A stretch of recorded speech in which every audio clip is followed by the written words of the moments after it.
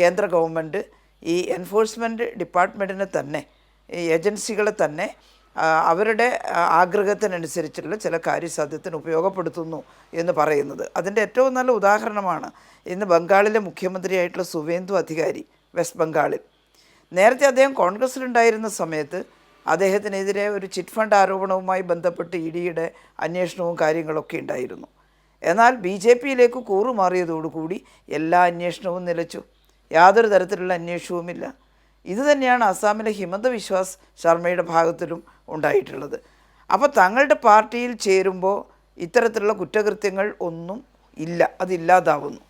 എതിരാളികൾ, രാഷ്ട്രീയമായ എതിരാളികളാണെങ്കിൽ അവരുടെ നേരെ EDയെ പ്രയോഗിക്കുന്നു. പല ആളുകളെയും ഞാൻ മനസ്സിലാക്കിയിട്ടുള്ളത്, സമ്പന്നരായിട്ടുള്ള ചില ആളുകളെയെല്ലാം പേടിപ്പിക്കാനൊക്കെ ഇപ്പം EDയെ ഉപയോഗപ്പെടുത്തുന്നു എന്നാണ് പറഞ്ഞു കേൾക്കുന്നത്.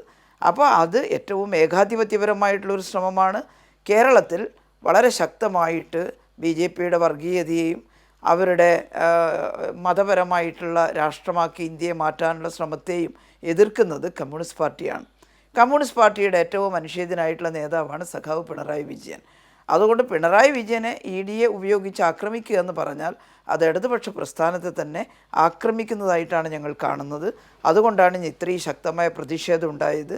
ഇത് കേന്ദ്ര ഗവൺമെൻറ്റിൻ്റെ ഏകാധിപത്യപരമായിട്ടുള്ളൊരു പ്രവണത തന്നെയാണ്.